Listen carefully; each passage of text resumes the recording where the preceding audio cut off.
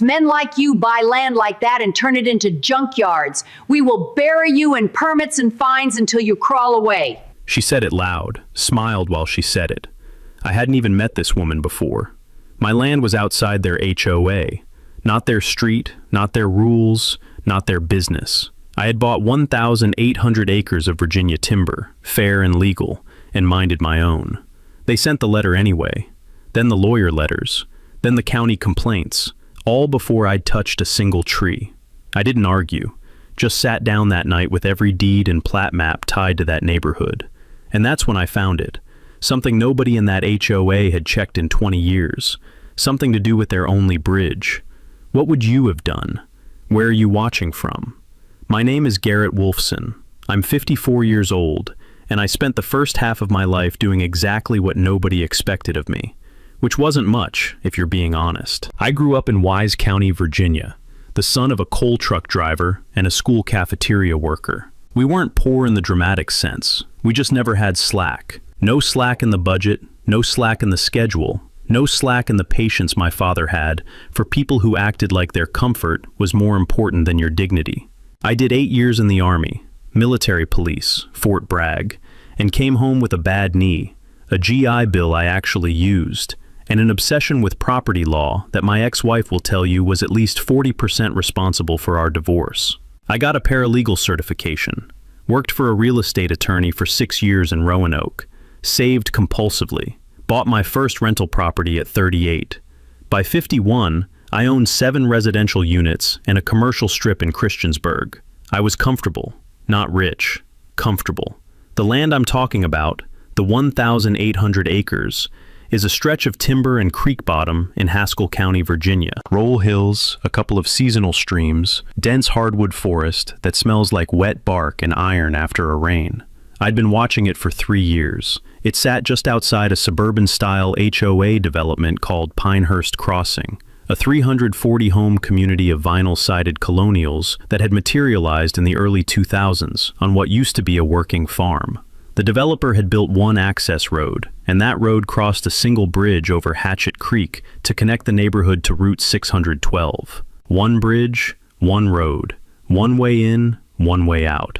Now, the land adjacent to Pinehurst Crossing, my 1,800 acres, had been owned by a timber company out of Georgia that had clear-cut it twice and lost interest. They were motivated sellers. I bought it for $1.1 million in a private transaction, financed with savings, a business line of credit, and a private equity partner I'd worked with before. The neighbors in Pinehurst Crossing heard I was buying it and assumed I was going to subdivide it or build something cheap and ugly.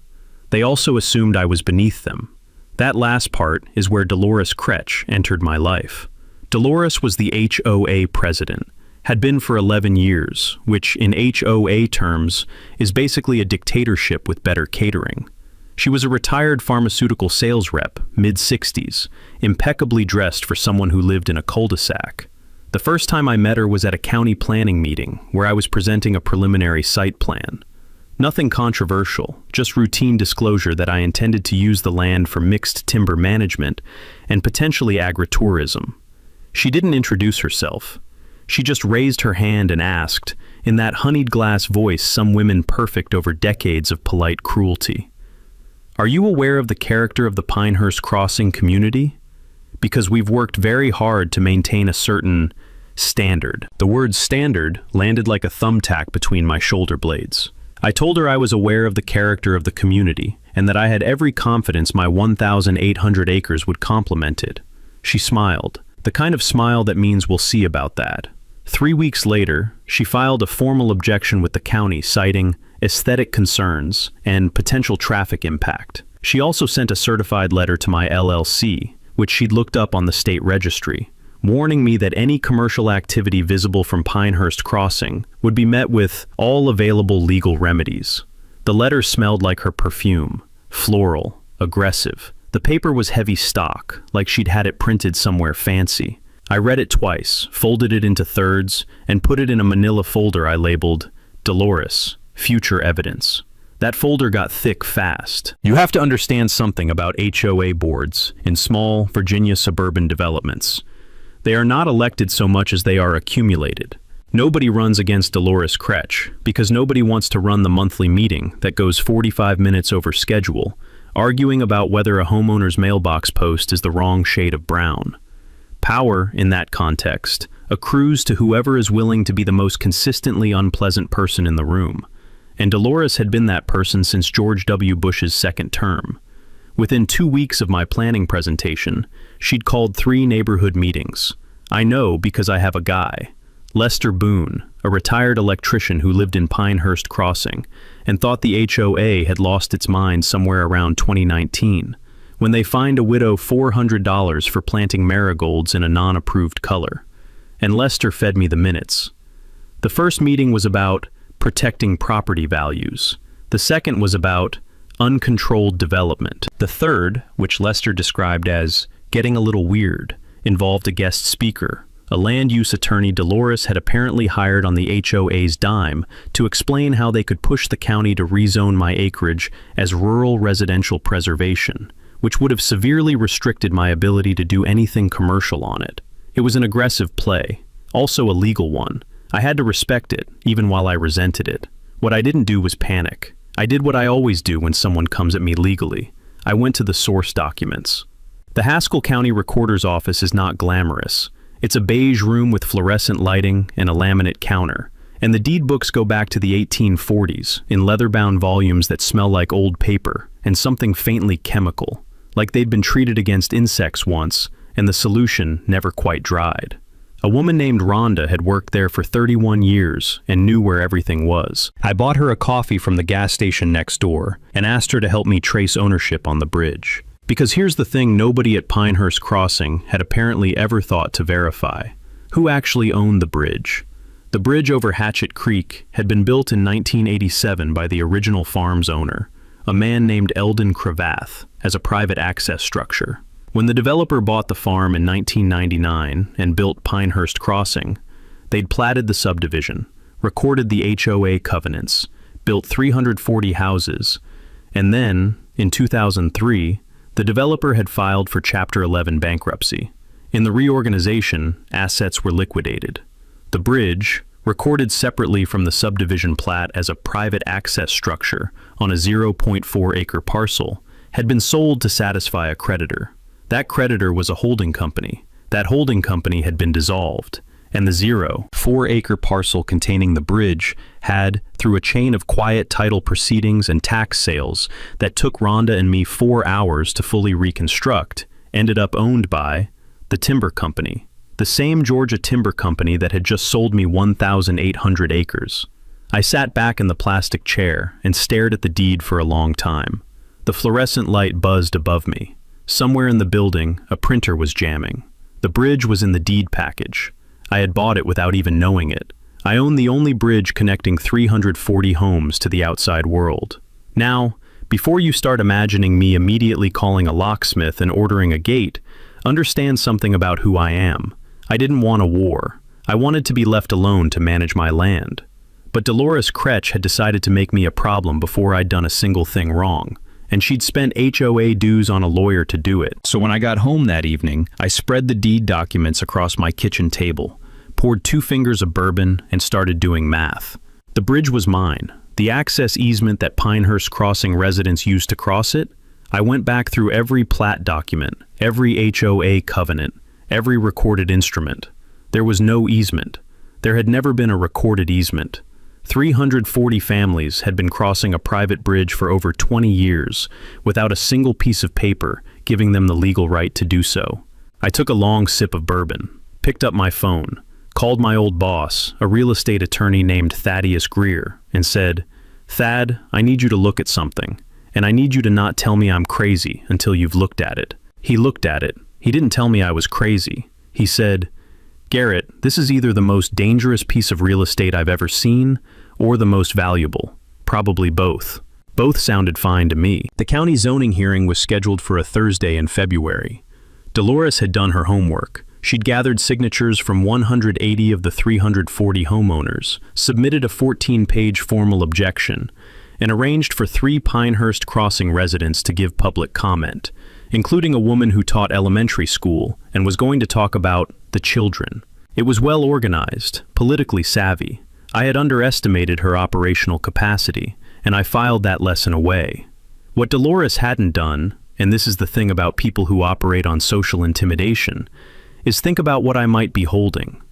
She'd decided I was a threat based on class markers, my truck, my work boots, my LLC that was named after my dog, RD Land Holdings, after my late red-bone coonhound, Duke. She'd assumed she was smarter. That assumption was doing a lot of heavy lifting for her. Meanwhile, Thaddeus had drafted a letter. It went to the HOA's land use attorney, a guy named Philip Harcastle out of Roanoke, who, based on his firm's website, primarily handled residential closings and the occasional commercial lease, not a litigator, not a property rights specialist. The letter was 3 paragraphs. It did not contain the word threat. It stated, in the dry, neutral language of title law, that Garrett Wolfson, as owner of the 0.4-acre parcel containing the bridge structure over Hatchet Creek, had become aware that certain parties might be under the mistaken impression that a public or prescriptive easement existed over said structure. It noted that no such easement appeared in the recorded chain of title. It requested that the HOA's counsel advise their client accordingly.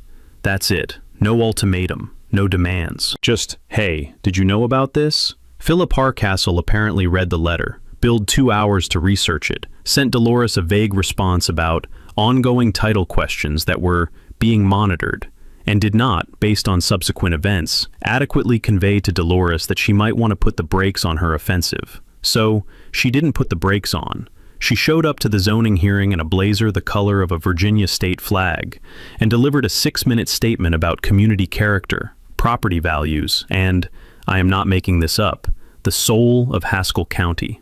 The elementary school teacher cried a little. The crowd applauded. The county planning board, 3 of whose 5 members Dolores had personally campaigned for, voted 3-2 to table my agritourism zoning request, pending a full environmental and aesthetic impact review. The review would take 8 to 14 months. Dolores, I was told by Lester, hosted a wine and cheese gathering at her house afterward. She told people I'd sent a confused letter through a lawyer trying to make some kind of claim about the bridge, and that their own attorney had handled it. She reportedly called me a man who doesn't understand how things work around here. The crunch of gravel in my driveway that night, when I came home and sat on my porch, felt like a timer ticking. My land stretched out ahead of me in the dark, 1,800 acres of timber and creek bottom I could barely see, but could feel, the cold coming off it the way cold comes off a body of water. An owl was working somewhere in the tree line. It called once, twice, then went quiet. I had time. I was not in a hurry, but I did start making calls. The first was to a civil engineering firm. I wanted a structural assessment of the bridge, independent, documented, professional. When you own a bridge that 340 families use daily, you have both the right and, arguably, the obligation to know its condition. The engineer they sent was a compact, precise man named Vincent Houck, who spent 4 hours on and under that bridge, with equipment I didn't have names for. His report, delivered 2 weeks later, noted several issues: surface wear, a hairline fracture in the eastern abutment, and a drainage problem that was accelerating erosion of the north bank. Not catastrophic, but real. The kind of thing that, if you owned the bridge, you would be responsible for addressing. Or, if you chose not to address, you would want documented in writing before anything happened to anyone. Vincent's report went in the manila folder. The folder was getting heavy. The Haskell County Courier ran a community interest story in early March with the headline, "Residents Fear Mega Development Near Pinehurst Crossing." It quoted Dolores extensively. It described me as a Roanoke area developer, which, technically, one of my LLCs was, and used the phrase large-scale commercial project to describe what I'd actually described as agritourism and timber management. There was a photo of the bridge, a scenic one, actually. They'd gotten the angle with the morning light coming through the trees. The Facebook group, Pinehurst Crossing Community Voice, had 620 members by then, and was generating about 40 posts a day, most of them variations on the theme of me being the villain in a disaster movie none of them had actually seen yet. Someone posted a Google Maps satellite screenshot of my 1,800 acres with a caption, "This is what's about to become a trucking depot." I have never, in my life, owned or operated a trucking depot. Someone else posted that I had connections to out-of-state money, which was true only in the sense that my private equity partner was based in Charlotte. Lester texted me screenshots. I appreciated Lester. Here's what I did not do. I did not engage on Facebook. I did not call the reporter to complain. I did not fire off a letter to the HOA board. Every one of those moves would have put me on defense, and on defense, I was a target. I needed to move laterally, not backward. What I did do was submit a letter to the editor of the Courier. 4 paragraphs, professional. I introduced myself, veteran, Wise County native, 20 years in Virginia real estate, and I described exactly what I intended to do with my land. Selective timber harvest on a 15-year sustainable rotation, a small farm stand, a seasonal trail system open to county residents. I included a 1-paragraph summary of my land purchase, the price, the method of financing, all public record anyway. The last paragraph was the one that mattered. It read, I would also note, for the public record, that I am currently in the process of conducting a title review of all parcels adjacent to my property, including certain infrastructure that may be of interest to Haskell County residents and their legal representatives. I look forward to sharing those findings at the appropriate time. That was it. No specifics, just the smell of smoke. The letter ran the following Thursday. By Saturday morning, I had received a phone call from a county commissioner named Beb Strickland. Sharp woman, 30 years in local government, not affiliated with the Pinehurst Crossing donor class, who said she'd read my letter and was curious what I meant by infrastructure of interest. I told her I wasn't ready to discuss it publicly yet, but that I'd be in touch. She appreciated that, said she'd had questions about that bridge for years, since a constituent had mentioned it during a road maintenance dispute. The bridge, it turned out, had never been offered for county adoption, meaning the county had never taken it into the public road system, and residents had just always assumed someone was responsible for it. That assumption had never been tested, because nobody had ever tried to close it, fence it, or charge a toll. Until now, no one had known it needed to be. At the next Pinehurst Crossing board meeting, which I did not attend but Lester did, Dolores reportedly dismissed my letter to the editor as a desperate attempt to distract from his development agenda. She told the board her attorney had the bridge matter under control. Philip Harcastle, for the record, had sent her 2 more vague emails and billed another 4 hours. He had still not told her that no easement existed. I found this out later during discovery. It remains the single most expensive act of professional undercommunication I have ever witnessed. The owl was back in the tree line that night. Spring was coming. The creek sounded different, fuller, faster, and the mud along the bank smelled like iron and turned earth, the way it does when the frost finally breaks. I started building something. The title opinion came back in April. Thaddeus delivered it in person, which told me something. Lawyers who bill by the hour don't drive an hour each way to hand-deliver documents, unless those documents are exceptional. He sat at my kitchen table, poured himself a glass of water, and laid out 8 pages of findings. The conclusion was unambiguous. I held fee simple title to the 0.4-acre parcel containing the bridge. There was no recorded easement, not express, not implied, not by necessity. The original subdivision plat had been recorded without any dedication of the bridge to public use. And, this was the part that made Thaddeus set down his water glass, there was a clause in the original HOA covenants. Page 11, Section 4, C, subsection 2. Access to Pinehurst Crossing via the Hatchet Creek Bridge structure shall be understood as a private accommodation, subject to the rights of the structure's owner, and shall not be construed as a public or dedicated right-of-way. Homeowners acknowledge and accept this condition as a known characteristic of the property. Every homeowner who purchased in Pinehurst Crossing had signed a document acknowledging that the bridge wasn't theirs and that its owner controlled access. Every single one. Who drafted these covenants? I asked. Thaddeus slid 1 more page across the table. It was the signature page of the original HOA founding documents, dated 2001. Dolores Annette Kretsch, founding board member and secretary. Her signature, her handwriting, on the document that proved she had always known. This is the thing about people who build small empires on selective ignorance. They eventually forget what they chose not to remember. Dolores had been operating for 2 decades as if the bridge question didn't exist, because in her world, it had never needed to. Nobody had ever owned the land on the other side. Nobody had ever looked at the deed. Nobody had ever checked. And in the fog of her own comfort, she had apparently convinced herself that the bridge was simply community infrastructure, part of the neighborhood, a given. She had spent HOA dues on a lawyer to attack me. She had called a county hearing. She had run a social media campaign. She had called me a man who didn't understand how things work around here. She had signed the paper that proved she'd known, for 22 years, that all of it was built on a foundation she didn't own. I sat with that for a while. Then I called Lester Boone. "Lester," I said, "how many people in that neighborhood do you think are genuinely good people who just got caught up in this?" He thought about it. Honest answer? Most of them. Most of them just listen to Dolores because she's loud and they're busy. Maybe 30 people who are really in her corner. The rest just want to live their lives. Good, I said, because what I'm about to do is going to affect all of them, and I want to do it right. I meant that. I wasn't out to hurt 340 families, but I was absolutely out to end Dolores Kretsch's reign. Those are two very different objectives, and keeping them separate is what made everything that came next actually work. What I was building wasn't a revenge scheme. It was a legal structure, the same way you'd build a load-bearing wall, carefully, in the right order, with the right materials so it doesn't fall on you. First, the notice of ownership. Thaddeus drafted a formal letter, sent certified mail to the HOA board, to every member of the board individually, and to Philip Harcastle. It stated, in plain language, Garrett Wolfson is the fee simple owner of the Hatchet Creek Bridge.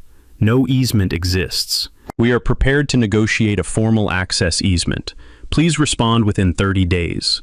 This is called providing notice and opportunity to cure. Under Virginia property law, before you can take adverse action regarding a property rights dispute, you generally need to demonstrate that the other party was informed and had a chance to respond. We were building a record. Every certified mail receipt, every return signature, every date stamp was going into that manila folder, which had become a 3-ring binder. Takeaway. In property law, notice is ammunition. Document everything, send everything certified, keep every receipt. Second, the structural safety angle. Vincent Houck's engineering report documented real deficiencies in the bridge.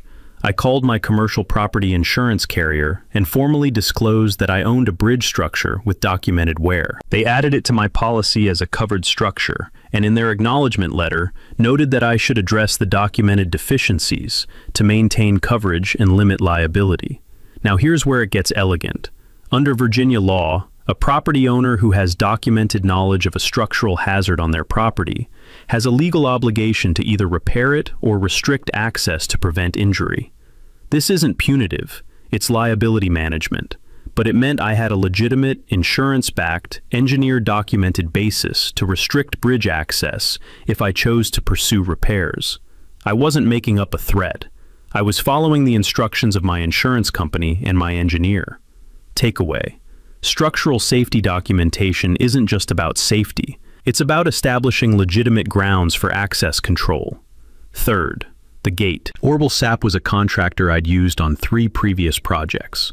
A man who showed up on time, worked quiet, and didn't ask questions he didn't need answers to. I had him install a steel swing gate at the south end of the bridge on my 0.4-acre parcel. Cedar posts set in concrete, galvanized steel frame, heavy-duty hydraulic swing mechanism, and a padlock that cost $340 and could survive a car hitting it at low speed. The gate had a combination. I had the combination. Orville finished the installation on a Thursday. He said the concrete would cure by Saturday. He loaded his truck in the early evening, and we stood there looking at it. This gate, closed across the entrance to the only bridge connecting 340 homes to the world. And he said, "You sure about this?" I said, "I'm going to leave it open, for now." He nodded. Smart. Fourth, the easement offer. Thaddeus drafted a formal easement agreement. I'm not ashamed of what I was asking, because I looked up comparable easement fees in Virginia, and I was below market. $180 per household per year, structured as a community assessment paid through the HOA. Full maintenance split 60-40, with Pinehurst Crossing covering 60% of bridge repair costs going forward since they were the primary users. A 25-year term with renewal options. For a household paying $3,600 a year in HOA dues, $180 was nothing. The math wasn't the point. The point was, I was offering a fair deal. I was being the reasonable one. Everything that happened after this was going to be on Dolores. She had 30 days to respond. I also quietly called Commissioner Bev Strickland and gave her a heads up on the formal notice. She listened carefully, asked 2 sharp questions about the legal basis, and then said something I wrote down. Garrett, if this board had known about that bridge ownership situation, we would have required the developer to dedicate it to public use in 2001. Someone dropped the ball, and it wasn't you. That went in the binder too. Dolores read the letter on a Wednesday.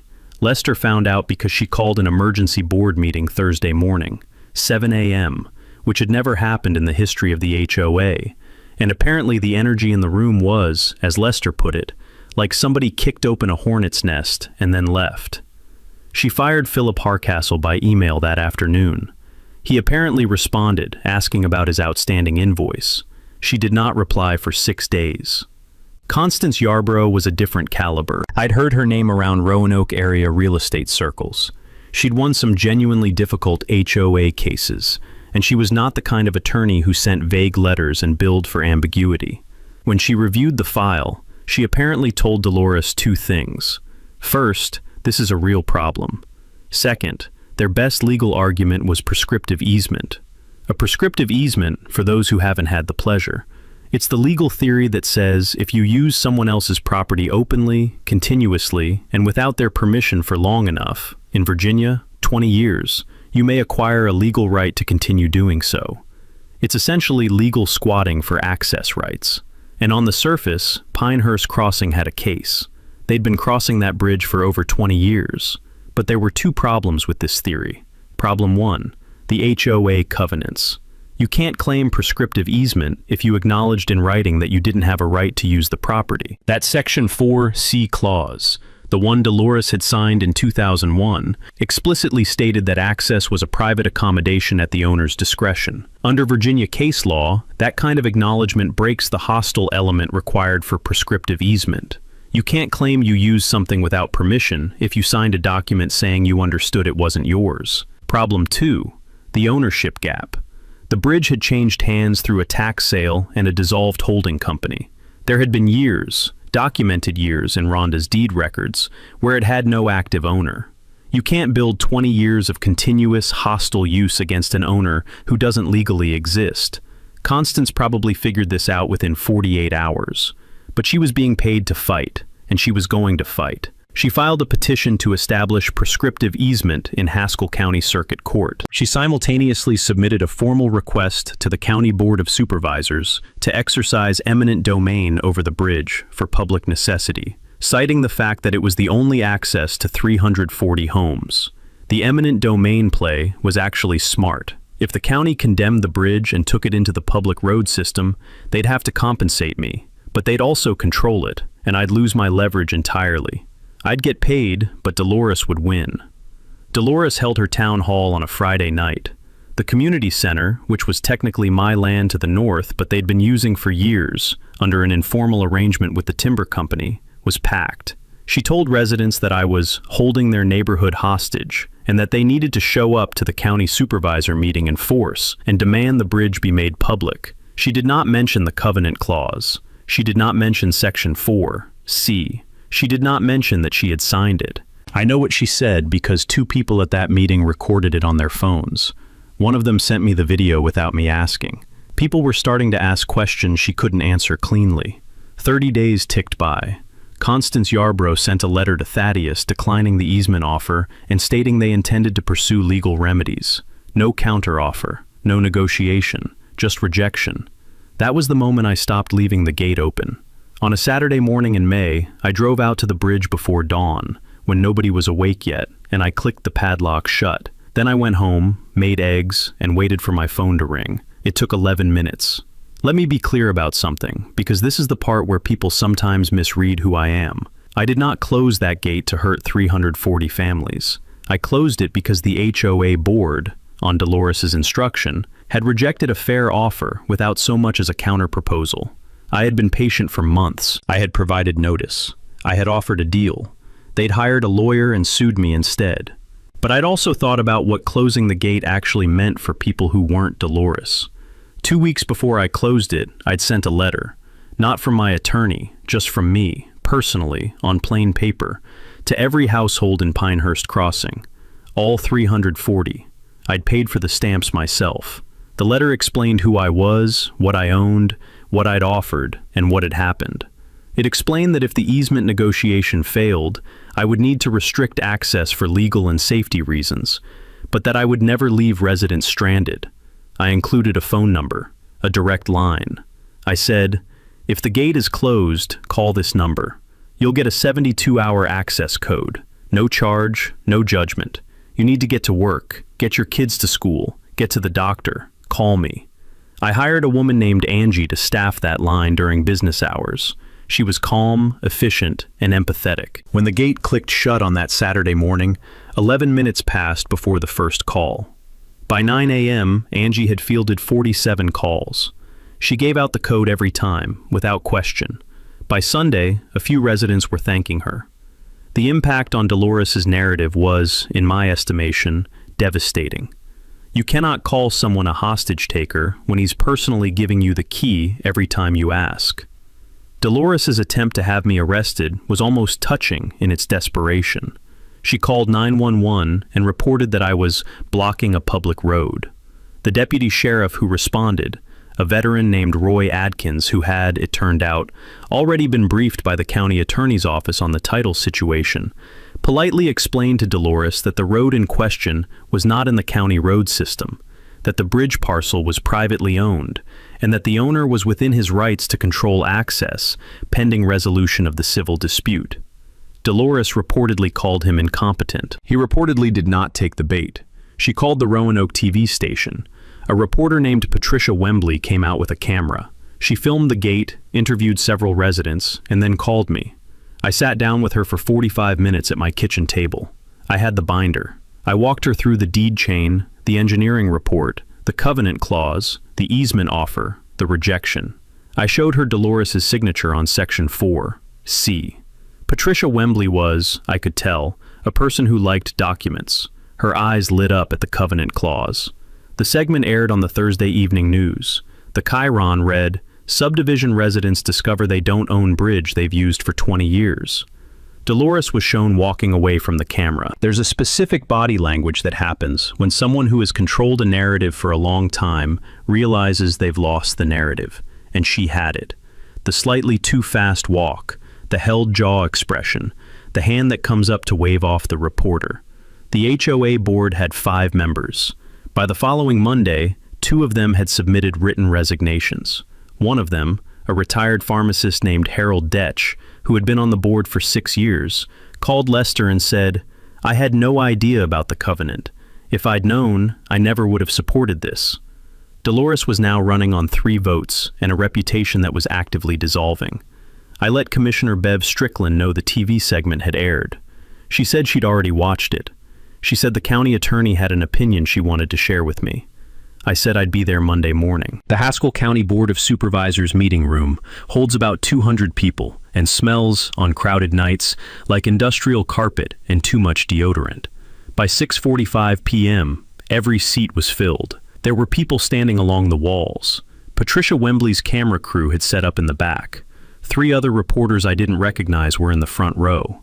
Dolores arrived in a cream blazer and heels, flanked by Constance Yarbrough and the remaining 3 board members. She'd organized supporters to wear matching green ribbons. I'd been told this was the HOA's color.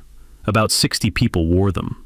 I arrived in a clean flannel shirt and slacks, with Thaddeus on my left and Vincent Houck on my right. Lester Boone was sitting with the general public, 3 rows back. Commissioner Strickland was at the supervisor's table. I gave her a nod. She gave me one back. The county attorney, a careful man named Mervyn Oates, who had practiced municipal law for 28 years, presented first. His presentation was methodical, and for a room full of people with strong feelings, almost brutally dispassionate. He explained the title history. He explained the covenant clause. He explained why the eminent domain petition failed the legal standard. The bridge had been disclosed as private infrastructure in founding documents that all residents had executed. The county could not claim public necessity for a structure whose private nature had been contractually acknowledged at the point of original sale.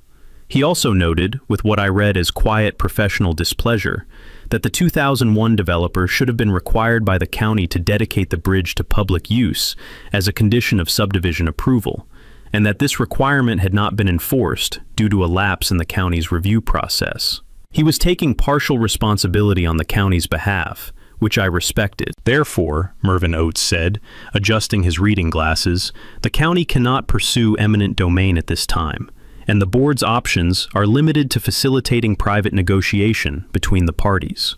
Dolores was on her feet before he finished his last sentence. She launched into her prepared statement. She used the word community 11 times in 3 minutes. She invoked property values, children, emergency services, 22 years of neighborly trust. She was a skilled speaker, I'll give her that. The green ribbons were nodding. Commissioner Strickland waited. Then, with the calm of someone who had attended approximately 3,000 public meetings and was not impressed by any of them, she said, "Ms. Kretsch, I have one question before you continue. Were you a founding member and signatory of the Pinehurst Crossing HOA covenants in 2001? Dolores blinked. I was, yes. And were you present when Section 4C of those covenants was drafted and adopted? A longer pause. The covenants were reviewed by the developer's attorney at the time. I'd like to ask Mr. Greer to read Section 4C into the public record, please. Thaddeus stood. He had the document on a tablet and on the room's projection screen. His voice was even, clear, and carried to every corner of that carpeted room.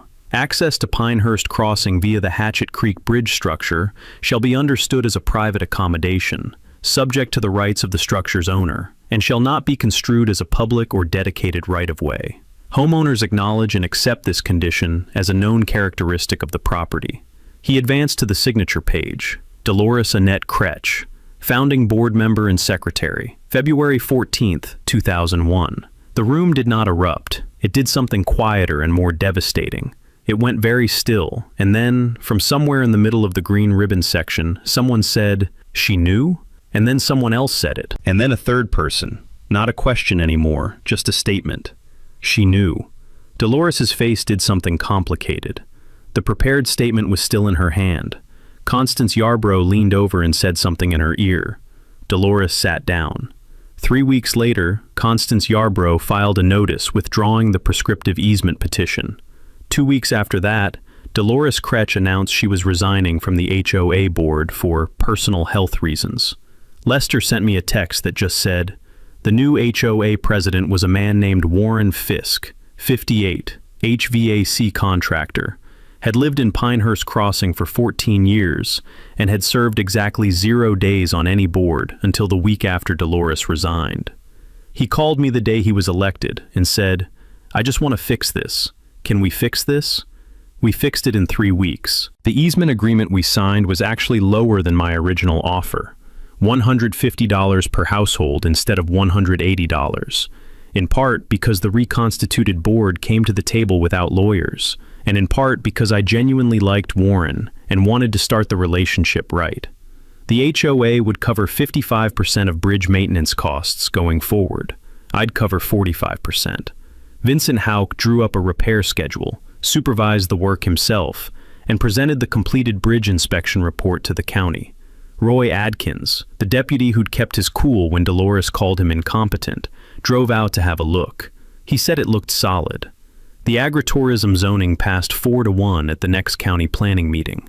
The one dissenting vote was a board member who I think just doesn't like me personally, and that's fine. You can't win them all.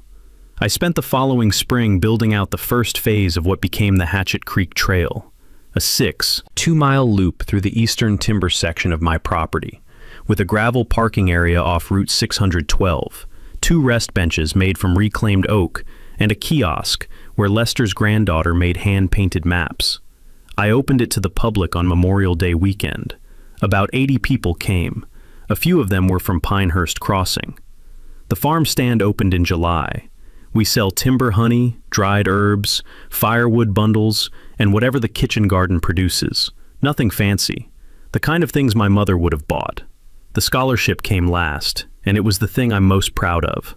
I named it after Eldon Cravath, the man who built the original bridge in 1987, who owned this land before any of us, who is buried in a churchyard in Haskell County I drove past once, looking for something else and stopped to read. He'd farmed this ground for 40 years. I figured a scholarship for kids studying land management or environmental science was a way of saying, this land remembers who cared for it. We gave out the first award in December, $2,500 to a 19-year-old woman from Haskell County who was studying forestry at Virginia Tech. She shook my hand and said her grandfather used to hunt the creek bottom on my land when it was timber company property, back when it was open to anyone. I told her it still was. My dad used to say that the difference between a man who gets run over and a man who doesn't is whether he was paying attention. He wasn't talking about traffic. He meant that the world is full of people who will take what you have if you don't understand what you own. Know your land, know your papers, know your rights. And when someone mistakes your patience for weakness, let them make that mistake as many times as they need to before you show them what patience was actually for. Dolores Kretsch, last I heard, moved to Mecklenburg County. The green ribbons disappeared pretty quickly after that. The owl is still out there in the tree line. I hear it most nights. You know what stayed with me after all of this? Not the gate, not the board meeting, not even the look on Dolores' face when Thaddeus read that covenant clause out loud, with her own signature right there on the screen. What stayed with me was 11 days. Garrett had owned that land for 11 days before they came after him. Hadn't filed for a permit, hadn't touched a tree, hadn't said a word to anyone. They didn't attack what he did, they attacked what he was. And that's the thing about petty power. It doesn't wait for a reason. It moves the moment it feels threatened by someone it thinks it can push around. What Dolores never counted on was a man who knew his documents better than she knew her own signature. Here's what I want you to sit with.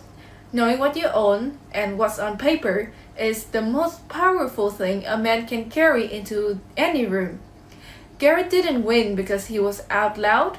He won because he was prepared, quietly, patiently, while they were busy laughing. If you've ever had someone in a position of petty authority come at you before you've done a single thing wrong, drop in the comments. I read every one. And if this story hits close home, share it with someone who needs to hear it. We'll see you in the next one.